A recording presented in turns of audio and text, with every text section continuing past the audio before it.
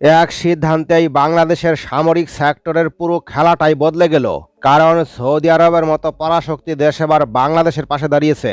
কঠিন সিদ্ধান্ত না নিতে পারলে ভারতের মতো আগ্রাসী দেশের বিরুদ্ধে সমরাস্ত্র কেনা সম্ভব হয় না। তবে এবার বাংলাদেশকে সেই সাহস দিয়ে সৌদি আরব পাশে এগিয়ে আসছে। বাংলাদেশের সামরিক সেক্টরে যা যা প্রয়োজন তা দিতে সম্মত হয়েছে সৌদি আরব। একটা বিরাট পরিকল্পনা নিয়ে বাংলাদেশের পাশে দাঁড়িয়েছে সৌদি আরব। চলুন জেনে নেওয়া যাক বিস্তারিত।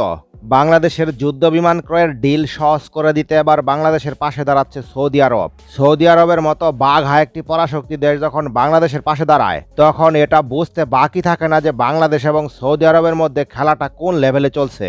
প্রশ্ন হলো, বাংলাদেশকে এত সহযোগিতা দিয়ে সৌদি আরবের লাভ কি? হঠাৎ করে কেন বাংলাদেশ সৌদি আরবের কাছে এতটাই গুরুত্বপূর্ণ হয়ে উঠেছে?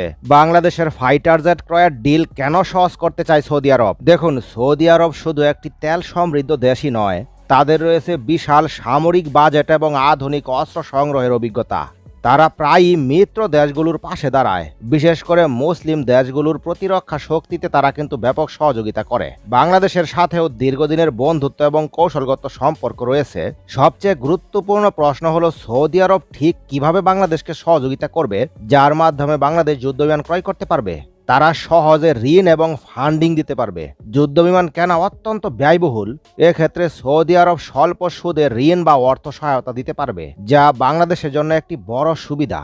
তাছাড়াও আরেকটি ব্যাপার লক্ষণীয়, তারা কিন্তু ডিল সহজ করে দিতে পারবে। সৌদি আরব এর পূর্বেও বাংলাদেশ থেকে সৈন্য চেয়েছে। তাদের দেশের নিরাপত্তার জন্য বাংলাদেশি সৈন্যকে তারা যথেষ্ট মূল্যায়ন দিতে চায়, কারণ আন্তর্জাতিক অঙ্গনে বাংলাদেশি সেনাবাহিনীর যথেষ্ট সুনামও রয়েছে।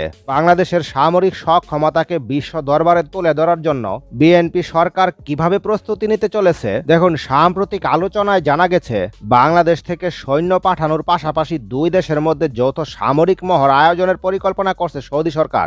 এই মহড়ার মূল লক্ষ্য হবে সামরিক দক্ষতা বৃদ্ধি, আধুনিক যুদ্ধ কৌশল শেখা এবং দুই দেশের সেনাবাহিনীর মধ্যে সমন্বয় শক্তিশালী করা। বিশেষ করে মরুভূমি অঞ্চলে যুদ্ধ পরিচালনা, সন্ত্রাসবাদ মোকাবিলা এবং আধুনিক সামরিক প্রযুক্তি ব্যবহারের অভিজ্ঞতা বিনিময়ের বিষয়গুলো এই মহড়ায় গুরুত্ব পাবে। বিশ্লেষকদের মতে এই ধরনের যৌথ মহড়া বাংলাদেশের সেনাবাহিনীর জন্য কতটা গুরুত্বপূর্ণ তা বলার অপেক্ষা রাখে না, কারণ এতে আন্তর্জাতিক পর্যায়ে সামরিক অভিজ্ঞতা বাড়বে এবং বিভিন্ন পরিবেশে অপারেশন পরিচালনার দক্ষতা উন্নতর হবে। এছাড়াও সৌদি আরবের সাথে এই সহযোগিতা বাংলাদেশের কৌশলগত সম্পর্ককেও আরও শক্তিশালী করবে।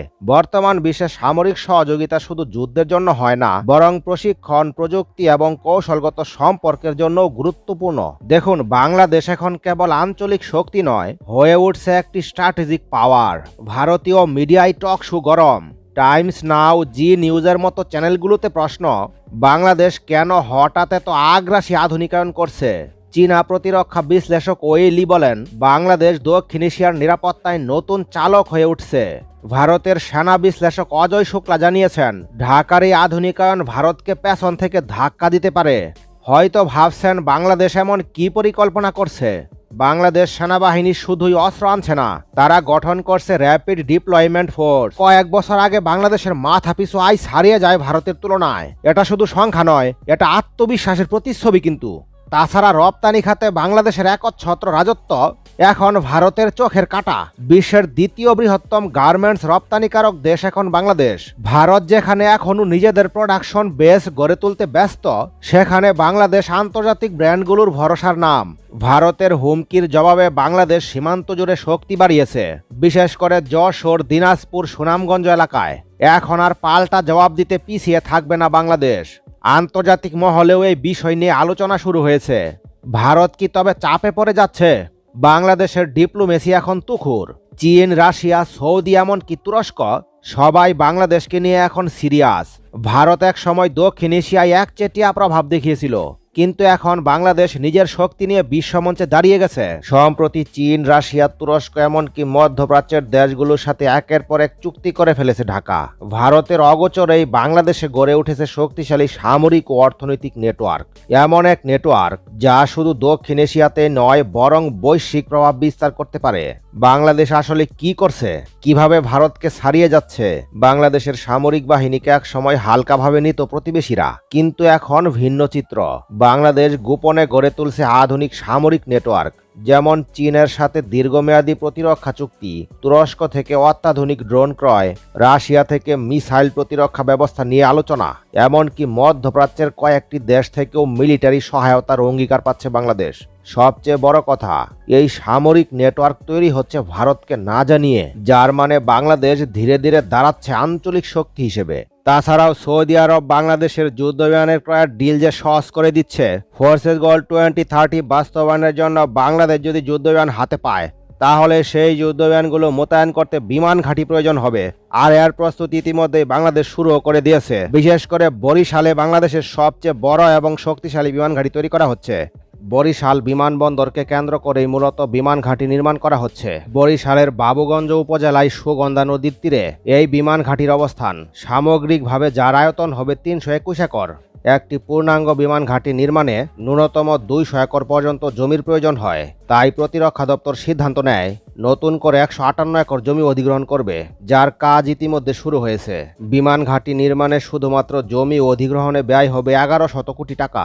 বর্তমান রানওয়ের আকার বৃদ্ধি করা হবে, পাশাপাশি নতুন রানওয়ে নির্মাণ করা হবে। তাছাড়া জমি অধিগ্রহণের পর ভরাট করতে আরও খরচ হচ্ছে। বিশালে পরিকল্পনা বাস্তবায়ন করতে অন্তত $1.5 বিলিয়ন বা প্রায় 17,000 কোটি টাকার প্রয়োজন। বাংলাদেশের ইতিহাসে এটাই হবে সবচেয়ে ব্যয়বহুল সামরিক ঘাঁটি। এ ঘাঁটি সবচেয়ে কার্যকর ভূমিকা পালন করবে ভারতের বিরুদ্ধে, কারণ ভারতীয় নৌবাহিনী বঙ্গোপসাগরে আধিপত্য বিস্তার করতে ভবিষ্যতে বাংলাদেশের বিপক্ষে পদক্ষেপ নিতে পারে।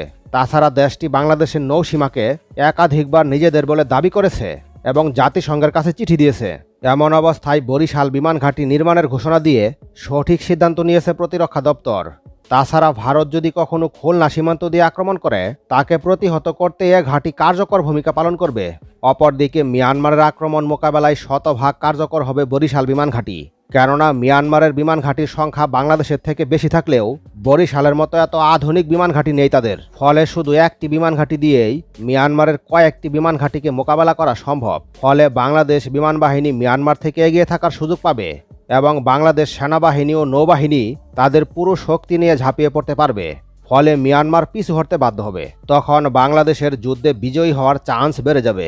এতটা গুরুত্বপূর্ণ ভূমিকা পালন করতে পারবে বলেই বিশাল বাজেট খরচে বরিশাল বিমান ঘাঁটিকে দেশের সবচেয়ে শক্তিশালী, আধুনিক ও উন্নত মানের করে নির্মাণ করা হচ্ছে ইউরোপীয় প্রতিষ্ঠানের সহযোগিতায়। তাছাড়া মানদণ্ডেও হবে ইউরোপীয় বিমান ঘাঁটির সমকক্ষ। এ বিমান ঘাঁটি নির্মাণের চীনের প্রযুক্তি নিলে সর্বোচ্চ $500 মিলিয়ন খরচ হতো। সেখানে 3 গুণ বেশি অর্থ ব্যয় করছে প্রতিরক্ষা দপ্তর।